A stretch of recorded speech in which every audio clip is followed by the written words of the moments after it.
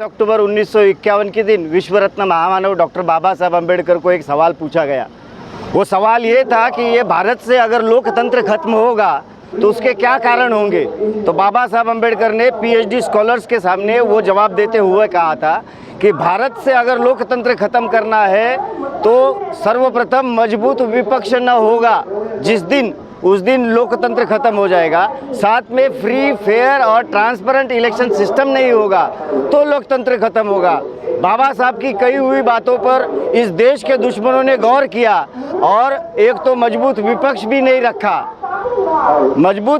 नहीं रखा और फ्री, फेयर और ट्रांसपेरेंट इलेक्शन प्रणाली जो है जिसके माध्यम से ये लोकतंत्र जीवित है ऐसा कहा जा सकता था, उसके लिए 1984 में ठराव क्रमांक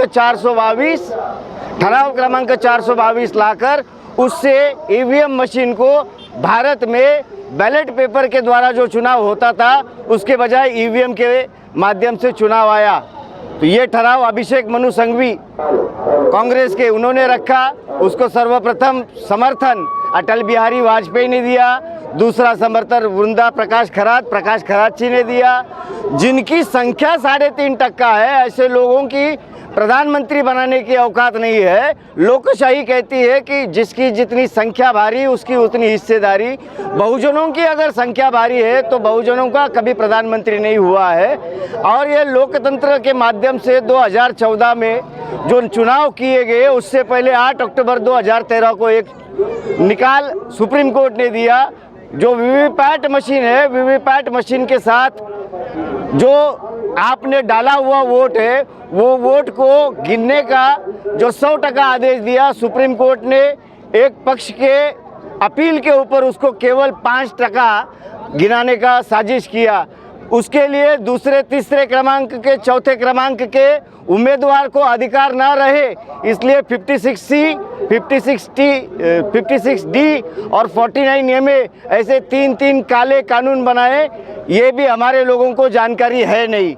इस जानकारी के अभाव में हमारे लोग जो भी है ये इलेक्शन को बाइज्जत और ईमानदारी से वोट दे के नंबर लगा के वोट देते हैं ताकि लोकतंत्र बचा रहे।